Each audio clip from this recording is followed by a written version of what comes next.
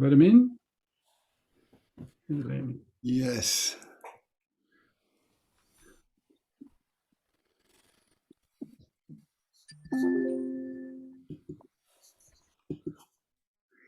Good evening, folks.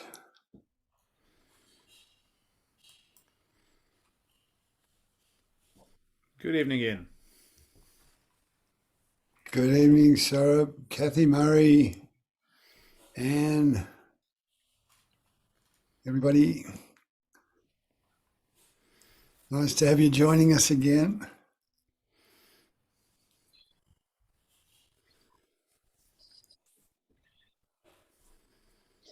And now we've got somebody from Scotland tonight, so big welcome. I hope those of you who are in the areas in Australia where it's been raining a lot are okay. Been a tough time for quite a few people. I'm in the Yarra Valley where we normally get a lot of rain, and it's just been normal for us. We haven't had floods. Well, our rivers overflowed, but that's pretty regular, and it's not created any serious problems in our part of the world. But I know in other parts of Victoria and other parts of Australia, a lot of people are doing it tough at the moment. So we can have them in mind as we're meditating tonight. And I guess along with people who are doing it tough wherever. And I just want to start off this evening and thank those of you who've joined up to our new group mentoring program. I guess it's a timely reminder that at the end of this month, we're switching over, and our Allevi8 sessions, which we've been running as a free offering for the last couple of years, are going to be part of this new offering, which requires a payment. And I hope you understand the reasoning behind that and can support it. And just to say that some of the small groups have been meeting. Murray, I think you've run one already, haven't you? Can you give us a bit of a rundown what it was like? Yeah, what was sure. the theme? Yes. Well, I hope it was enjoyable, that people appreciated it. We had nearly a full house.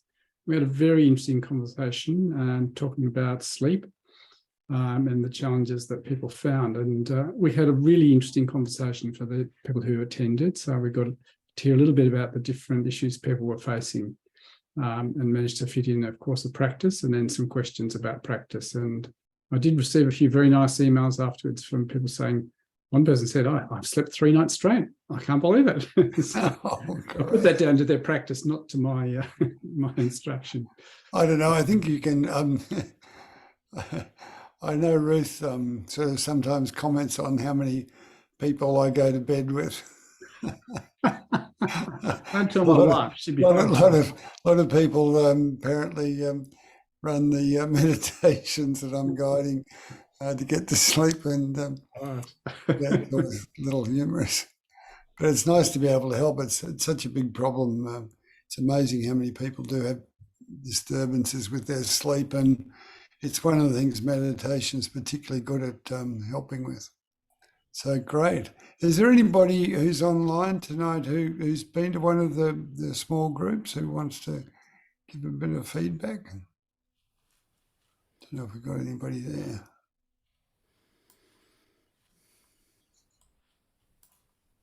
No, not to worry. Yes, I was there, and I found it really, really helpful to have the opportunity to sort of ask some questions about the my meditation practice, and actually I had sort of only done the sleep meditation once, because I found that sort of tensing my calves put them into cramp, and that kind of put me off. But Murray actually had some really good ideas for that, and I found it really, really fabulous, and just not just about the sleep meditation, but just about one thing that was so helpful for me was that I've been meditating probably for about a year, but I get really frustrated because my mind just keeps going off on things. And he was able to say, well, that's part of the thing because you're getting stressed about it. And it has really been a game changer. So thank you so much. It's fabulous, really fabulous. Good on you, Susan. Thanks for sharing that. Okay, so we'll hand you back to the mastermind. Saurabh's leading the session tonight, and he's been the driving force behind developing our app and making all this possible, and has the IT knowledge that most of us meditators don't seem to have. He's one of those rare people that straddles a couple of not common sort of pathways in a way. Anyway, I've learned heaps about computers and IT through my engagement with Saurabh, for which I'm very grateful. And he's been a serious long-term meditator for most of his life. So over to you, Saurabh. Thanks very much. Thank you, Ian. I hope you're still smiling at the end of my preamble, because as I was telling Kathy and Murray, I'm going to take a little bit of a risk. Excellent. You look very concerned, Ian. No, I'm excited. All right. So thank you again, Ian, and welcome again, ladies and gentlemen. So the practice that I'm covering today is the daily practice, which incidentally I covered just about a month ago. So there isn't much more new to say, to be honest about it. But what I thought was to just take inspiration from something that I have been doing over the last few days, and you'll see what the relevance is. So what I've been doing is I'm taking part in a little play. It's a Hindi language play. It's a play that a friend of mine runs a little community theatre company, and he puts on 2 or 3 productions a year. I chip in, I help out where I can, but mostly I have 2 settings as an actor. It's mute and loud. So wherever that can be utilized, that gets utilized. But what I do is I actually do up subtitles in English. So that and so it usually becomes like, for a 1.5 hour play, it's something like 300-400 slides. So each dialogue actually has, and somebody manually, usually me, sits there in the back and sort of plays the subtitles along, so that a non-Hindi speaking audience can actually also follow along with the play. Now, this play particularly happens to be about a 14th century mystic in India called Kabir. And he was a bit of a Jesus-like figure, incredibly inspiring, but also really troublesome for the authorities, because he just spoke his truth. And there was so much religious orthodoxy at that time, both amongst the Muslims and the Hindus around him. And he lived in Varanasi, so it was an epicenter of religion and spirituality. And he just put out these really pithy sayings, and attracted a huge following, and repeatedly got into trouble with both Muslim and Hindu, religious authorities, and ultimately the governing authorities as well. So I thought to maybe just share with you some of those sayings, which I've actually translated from the old Hindi into English, and you can see, how his mind worked, and you can see some of this very lovely poetry. All right, here we go. What a thing to have, a mind like a busker's monkey. I think we can all relate to this. Keeps us engaged with all its tricks, a hopeless old junkie. So obviously the English words are mine, but you can understand the sentiment where he was coming from. So, the issue that we all face in terms of that restless mind, it's not new. It's at least 700 years old, based on this testimony. Now, I love this one. Pointless reading all the books of the earth and heavens above. So obviously the Muslims have the Quran, the Hindus have their Vedas. So that's what he's talking about, and this prevailing idea that by reading books you can actually become wise. So pointless reading all the books of the earth and heavens above. Wise is the one who just understands the 4 letters of love, and that actually happens to be the title of the play, the 4 letters of love. In Sanskrit, it's actually prem, which is 2.5 letters. So the actual title in Sanskrit, in Hindi, is the 2.5 letters of love. But I've taken poetic license here. So I hope you can again appreciate that sentiment. That there's a simple idea of just expanding your consciousness, loving others, and that's better than most other things that you might read or study. I love this one. This took me a little while to even understand myself, because the actual saying went along the lines of searching for God is a serious business, and it can't be had from just being frivolous, and you have to actually, it's only by a lot of effort and so on that you actually find God. But I realized that no, there's a twist in there, because that's not something he would say, and there's actually a little hidden meaning. So I think this is how I've interpreted this. A serious business, they say, is a search for God, no room for frivolity. But what if it was easy? How wonderful for humanity. So this idea again that this thing that we search for. I mean, in our in this language, there's mention of God. Obviously, in other traditions, there isn't mention of God. So you can substitute whatever it is that you want. You can. I think we use stillness in a very in a reciprocal way.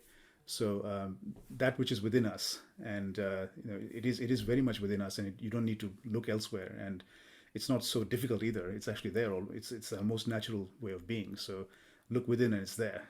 So that idea is what was being espoused here. I'm quite happy to take comments and questions and criticism about my meter and rhyming efforts, by the way, and now or later, anything to improve the production which is in about 2 weeks. Now this is another interesting one. So Kabir was actually a weaver. So in Varanasi, as Kathy knows very well, who's been there, silk is a very is a big industry, and there are a lot of weavers that have been there for centuries. So he repeatedly gives the analogy of weaving a sheet, and there's a lot of analogy with weaving terms and whatnot. So he says, delicate is the sheet, so delicate, and the sheet is actually, the reference is the body. Humans, saints, and even the gods have all toiled. They've each worn it, but handed it back soiled. But humble Kabir, and not so humble Kabir, as you will see, wore it such that it was handed back untouched. So, again, this real master of himself, who really knew what he was, who he was, and again, also repeatedly, I think really just got up and spoke his truth, that this is the way to the way to live, and the way to not have impressions, to not have karma, as it were, is this way of just being quite content with yourself, and so whatever it was which was handed back untouched. I found that quite inspiring. Prayer, penance, and rituals are pointless, whereas the bundle of bliss never grows less. Again, the same idea that there's this thing which is within us, and you don't need to do anything about it. That's just the natural state of being. You just need to kind of shed everything else and just be in it. And this is probably one of his most well-known pieces of poetry. Where do you search for me? I'm not found in any sacred place, in any idle or even silent retreat. Nor in a temple or a mosque, at Kaaba or even Kailash will we ever meet.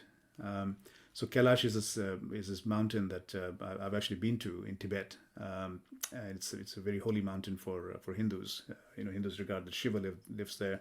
Kaaba, as you know, is the place in the Mecca. So not in a temple or a mosque, at Kaaba or even Kailash will we ever meet. Not by chanting rituals of fasting will you find me, nor in penance or austerity. If you truly seek, within a moment will you find me, in every breath, says Kabir feelingly. So again, the idea of going back to our breath, watching our breath as a starting point. So it's to me fascinating that these ideas, these ideas of particularly of meditation and as a pathway within. This is at least, as it's about 700 years old. This type of composition. So it was clearly very well known and understood, and it's the same universal truth. So we just have to keep saying it in different words and with different expressions and with different technology from our time, but it's very much the same sentiment that's been expressed before. So that's it. That's some of the poetry that I've been translating, and hopefully gives you a bit of a context into the practice, and certainly a little bit of inspiration coming from a few centuries out from a distant time and distant place, but yeah, I hope the sentiment is well accepted. Thank you very much, Susan. I'm glad you enjoyed that. All right, so let's get started then with our daily practice. So if you need to, take a few moments to adjust your body, back just as upright as your body is comfortable. You'll find it probably best to have your feet flat on the floor, just a little apart. Then you might like to lean back a little, feel the support from the back of the chair, hands resting on the thighs or simply cupped in the lap. And then when you're ready, please close your eyes.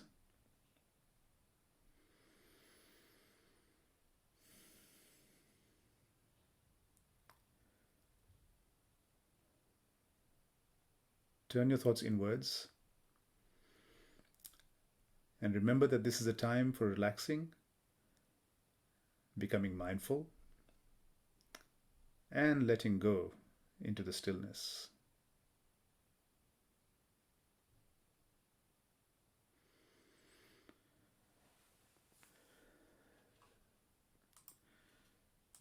Now, a gentle reminder to yourself of why you're doing this exercise, but then aim to let go of any effort, any striving to make something particular happen. Just being curious and alert as we follow the guidance.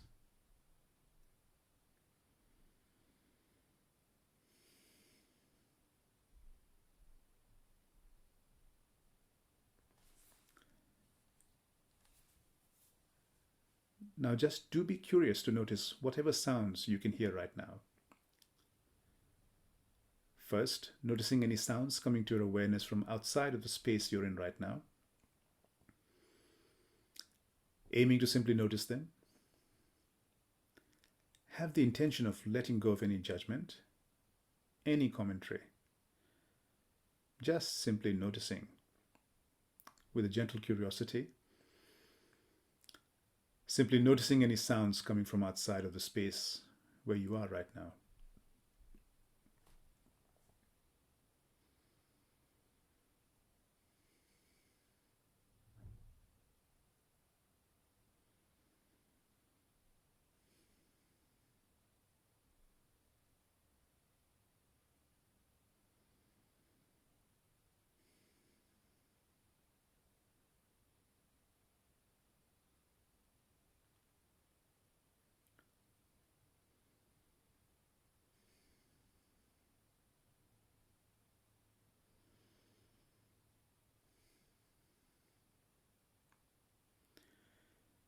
And now, bringing your attention more particularly into the space you're in, and notice any sounds coming from within this space itself.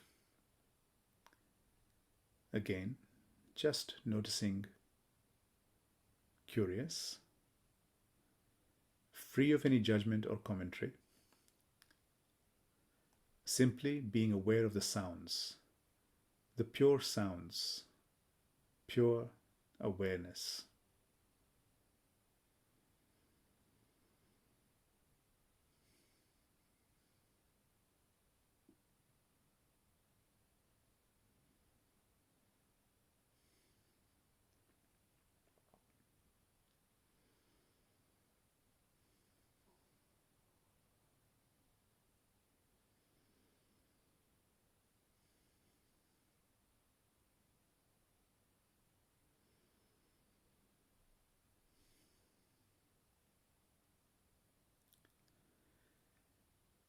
And now, bringing your attention more particularly to your own body and listening closely.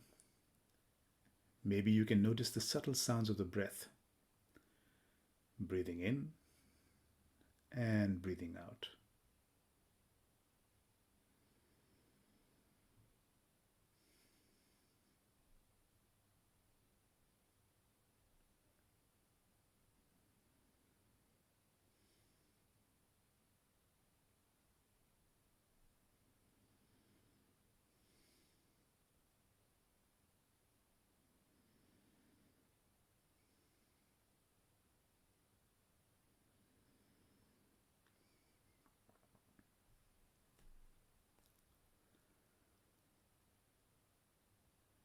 And as you do bring your attention more to the breath, notice too the movement in the body as you're breathing in and breathing out. So being aware that as you are breathing in, you are breathing in. And as you're breathing out, you are breathing out.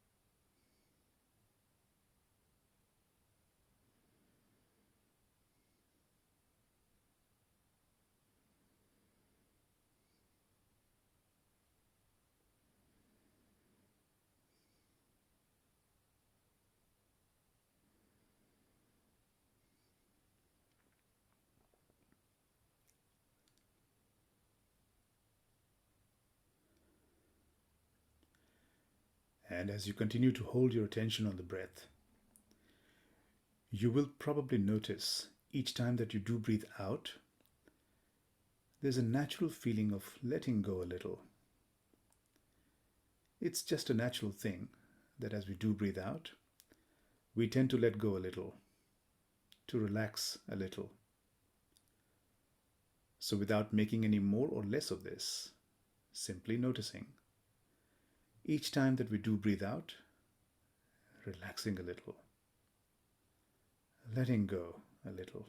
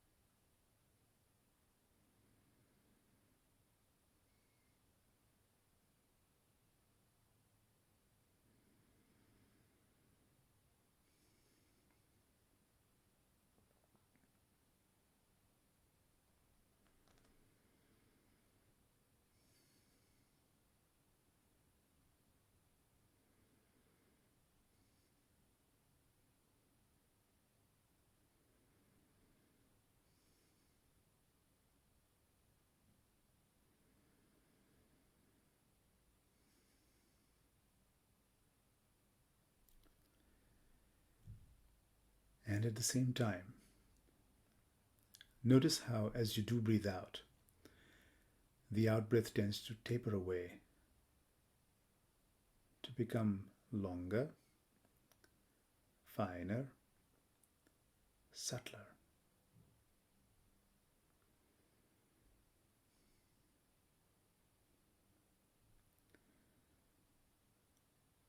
So breathing out and letting go, relaxing a little, and the out-breath becoming longer, finer, subtler.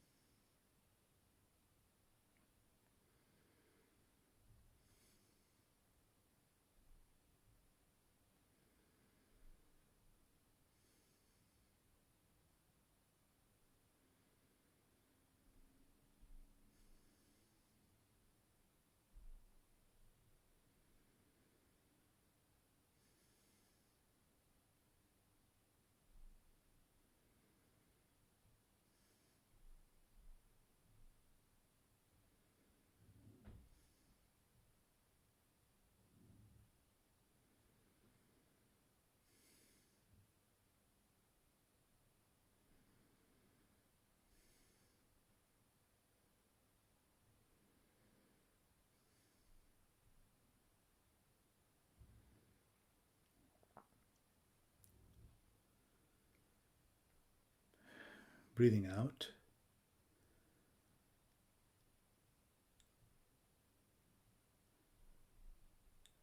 The out-breath is completed. Often there is a pause, a little gap before we do breathe in again. And so breathing out, the out-breath going longer, finer, subtler. Then a pause, a little gap, letting go of any effort to breathe back in again, and then aiming simply to allow the breath in to come back of its own accord.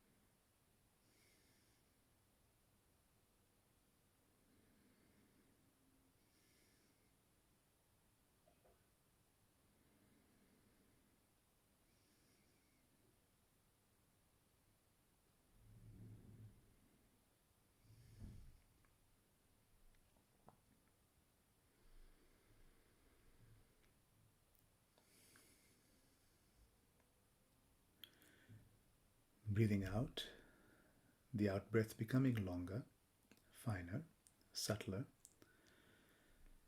That feeling of letting go, relaxing a little. Then a pause, and simply allowing the in-breath to come back in of its own accord, quite effortlessly. Effortlessly.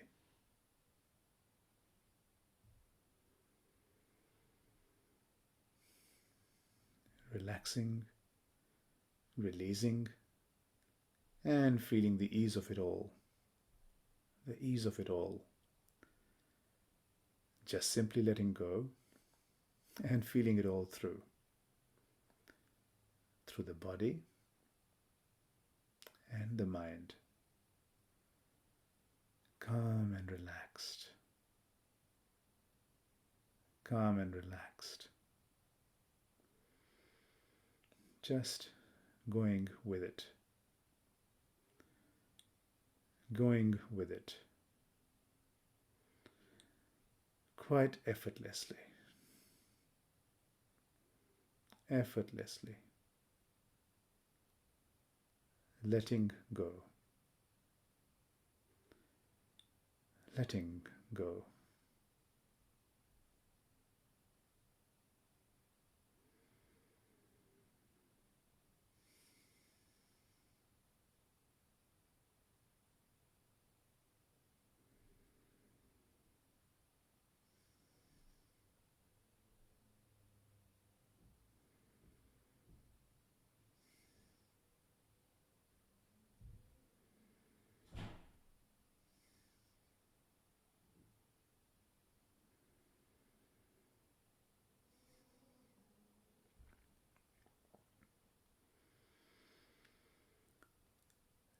And now, it might help to take your attention to that point between the eyes, a little into the forehead, and notice there what is like a still, quiet center. A point of stillness. Maybe you notice it more, particularly in the space behind the closed eyelids. So just holding your attention now lightly on this point of stillness. And it is almost as if you can merge into the stillness. Relaxing, releasing, merging,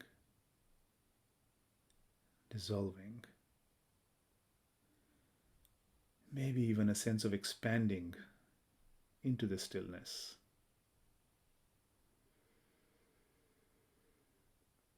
Just simply letting go. Quite effortlessly. Effortlessly. Letting go. Letting go.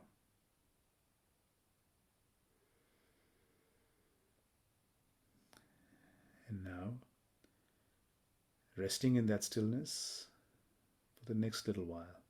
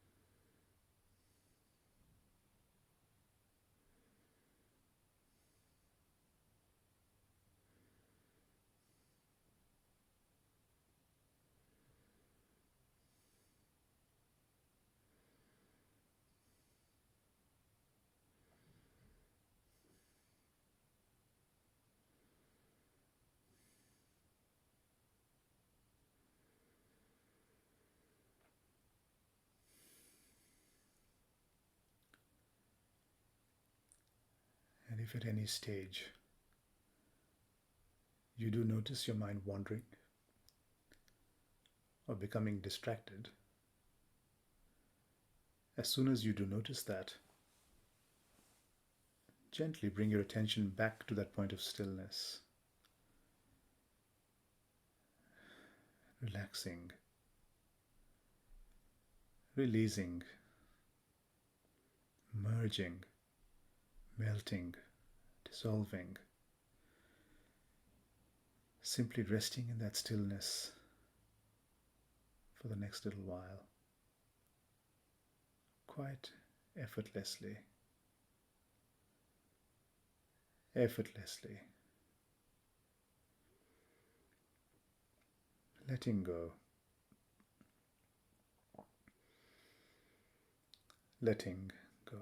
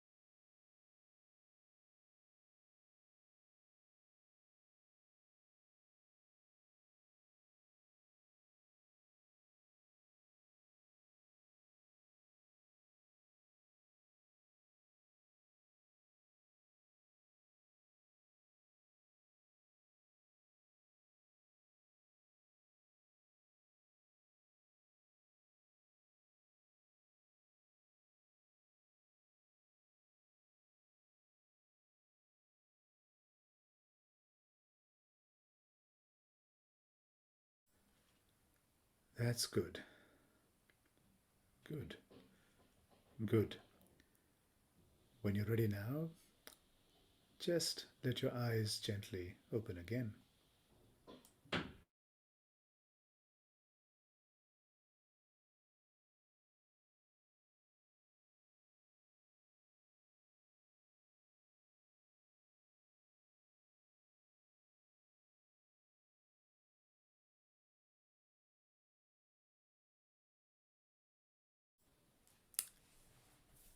Welcome back. Thank you very much. And hope that was a good stilling session. Thank you, Amy. And I wish you all the best with the rest of your day or your night. See you next week. Thanks, Saurabh. Thank you. Thank you. Pleasure. Yes, Saurabh.